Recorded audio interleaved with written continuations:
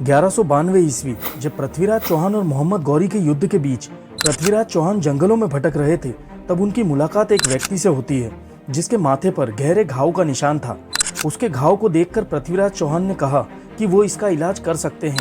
चूंकि पृथ्वीराज चौहान आयुर्वेद का इलाज जानते थे, सप्ताह भर इलाज करने के बाद भी जब घाव ठीक नहीं हुआ तो पृथ्वीराज चौहान आश्चर्य में पड़ गए। उन्होंने उस व्यक्ति से पूछा कि कहीं आप अश्वत्थामा तो नहीं। उस व्यक्ति ने बताया कि हाँ, वो अश्वत्थामा ही हैं। ये कहानी 12वीं शताब्दी की मशहूर किताब पृथ्वीराज रासो में बताई गई थी।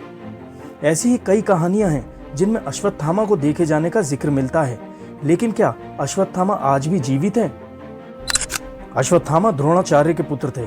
द्रोणाचार्य ने भगवान शिव को अपनी तपस्या से प्रसन्न करके उन्हीं के अंश के रूप में अश्वत्थामा को पुत्र रूप में प्राप्त किया था। अश्वत्थामा के पास शिवजी द्वारा दी गई कई शक्तियां थी, क्योंकि वो शिवजी का ही अंश थे। अश्वत्थामा के मस्तक पर जन्म से ही एक अमूल्य मणि विद्वान थी, जो उन्हें दैत्य, दानव, शस्त्र, देवता, नाग आदि से निर्भय रखती थी। इस मणि के कारण ही उस पर किसी भी शस्त्र का असर नहीं होता था। महाभारत युद्ध के बाद जीवित बचे 18 योद्धाओं में से एक अश्वत्थामा भी थे। अश्वत्थामा को संपूर्ण महाभारत में कोई हरा नहीं सका था।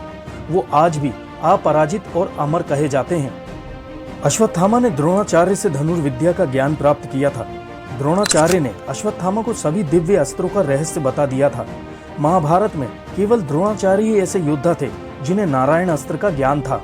इसके साथ ही दिव्य अस्त्र, ब्रह्मास्त्र, नारायण अस्त्र, ब्रह्मशीर अस्त्र आदि सभी अश्वत्थामा ने सिद्ध कर लिए थे। जब घटोत्कच की राक्षसी सेना ने भयानक आक्रमण किया तो सभी कौरव सैनिक भाग खड़े हुए।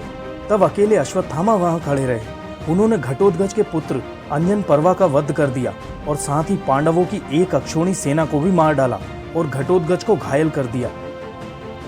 अश्वत्थामा द्वारा किए जा रहे इन भयंकर हमलों से पांडव पक्ष में भय और आतंक का माहौल बन गया था। अब अश्वत्थामा को रोका जाना जरूरी हो गया था, नहीं तो अगले दिन पांडवों की हार निश्चित थी। मैंने अश्वत्थामा का वध कर दिया, मैंने अश्वत्थामा का वध कर दिया, मैंने सारथी रथ आगे लो। दूसरी ओर युद्ध के 11वें दिन कर्ण के कहने पर द्रोणाचार्य को सेनापति बनाया जाता है। द्रोणाचार्य की संहारक शक्ति के बढ़ते जाने से पांडव पक्ष में दहशत फैल गई थी। पिता और पुत्र ने मिलकर महाभारत के युद्ध में पांडवों की हार सुनिश्चित कर दी थी। पांडवों को हारता देखकर भगवान कृष्ण ने युधिष्ठिर से छल का सहारा लेने को कहा। इस योजना के तहत युद्ध में ये बात फैला दी गई कि अश्वत्थामा मारा गया, लेकिन युधिष्ठिर झूठ बोलने को तैयार नहीं थे। तब अवंती राज का एक हाथी जिसका नाम अश्वत्थामा था, भीम द्वारा उसका वध कर दिया गया। इसके बाद युद्ध में ये बात फैला दी गई कि अश्वत्थामा मारा गया। जब द्रोणाचार्य ने युधिष्ठिर से अश्वत्थामा की सत्यता जानना चाही तो उन्होंने जवाब दिया कि अश्वत्थामा मारा गया, परंतु हाथी। श्री कृष्ण ने उसी समय शंखनाद किया, जिसके शोर के चलते द्रोणाचार्य आखिरी शब्द हाथी नहीं सुन पाए और उन्हें लगा कि मेरा पुत्र मारा गया। इतना सुनकर द्रोणाचार्य ने शस्त्र त्याग दिए और युद्ध भूमि में आंखें बंद करके शोक में डूब गए। इस मौके का फायदा उठाते हुए धृष्टद्युम्न ने निहत्थे द्रोणाचार्य का सिर काट डाला। ये बात अश्वत्थामा के लिए बेहद दुखद थी।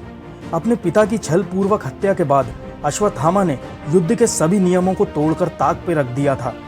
अश्वत्थामा मजबूर होकर नारायण अस्त्र का प्रयोग करता है। नारायण अस्त्र इतना शक्तिशाली था कि एक ही झटके में पांडवों के साथ संपूर्ण सेना का विनाश हो जाता। परंतु इस अस्त्र से बचने के लिए भगवान कृष्ण सभी को अपने शस्त्र त्याग कर रथ से नीचे उतरने का आदेश देते हैं और कहते हैं कि सभी नारायण अस्त्र के सामने आत्मसमर्पण कर लो, नहीं तो मारे जाओगे। जब अश्वत्थामा ये देखता है कि सभी पांडव बच गए हैं, तब वो अर्जुन पर अग्नि अस्त्र का प्रयोग करता है, लेकिन श्री कृष्ण के कारण अर्जुन फिर बच जाता है। तब अश्वत्थामा को अपनी विद्या पर शक होता है और क्रोध में आकर अपना धनुष फेंक देता है। युद्ध के 18वें दिन कौरवों के सिर्फ 3 योद्धा शेष बचते हैं, कृपाचार्य, अश्वत्थामा और कृतवर्मा। इसी दिन अश्वत्थामा पांडवों को मारने की प्रतिज्ञा लेता है, लेकिन समझ नहीं आता कि पांडवों को कैसे मारा जाए। एक रात अश्वत्थामा उल्लू को कौवे पर आक्रमण करते हुए देखता है। ये घटना देखकर अश्वत्थामा के मन में भी यही विचार आता है और घोर काली रात में कृपाचार्य और कृतवर्मा की सहायता से पांडवों के शिविर में पहुंचकर सोते हुए पांडवों के 5 पुत्रों को पांडव समझकर उनका सिर काट देता है। इस कुकर्म के बाद अर्जुन अश्वत्थामा का सिर काट डालने की प्रतिज्ञा करता है, जिसे सुनकर अश्वत्थामा भागने लगता है। अर्जुन अपना धनुष लेकर उसका पीछा करता है। अश्वत्थामा को कहीं भी सुरक्षा नहीं मिली तो अश्वत्थामा ब्रह्मास्त्र का प्रयोग कर देता है। मजबूरी में अर्जुन को भी ब्रह्मास्त्र चलाना पड़ता है, लेकिन वेद व्यास के उन दोनों को रोकने पर अर्जुन तो अपना शस्त्र वापस ले लेता है, लेकिन अश्वत्थामा अपना ब्रह्मास्त्र अभिमन्यु की विधवा पत्नी उत्तरा के गर्भ की तरफ मोड़ देता है। लेकिन भगवान कृष्ण अपनी शक्ति से गर्भ में पल रहे बच्चे को बचा लेते हैं। भगवान कृष्ण अश्वत्थामा के इस कुकर्म से बहुत क्रोधित होते हैं। भगवान कृष्ण ने अश्वत्थामा के माथे पर लगी मणि निकलवा ली और उसे श्राप दिया कि तुम कलयुग के अंत तक मृत्युलोक में भटकते रहोगे, तुम्हारे शरीर से पीप और खून की गंध निकलेगी और तुम मनुष्यों के बीच नहीं रह पाओगे, जंगलों में भटकते रहोगे। माना जाता है कि अश्वत्थामा आज भी जीवित हैं और लोगों द्वारा उन्हें देखे जाने की खबरें काफी प्रचलित हैं। केरल का पद्मनाभ स्वामी मंदिर एक लौता ऐसा मंदिर है जहां वेद व्यास और अश्वत्थामा की मूर्ति एक साथ स्थापित है।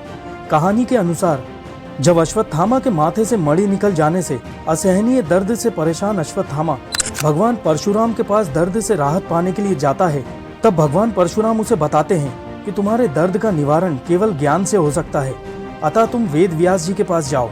माना जाता है कि अश्वत्थामा और वेद व्यास दोनों हमेशा पास पास ही रहते हैं।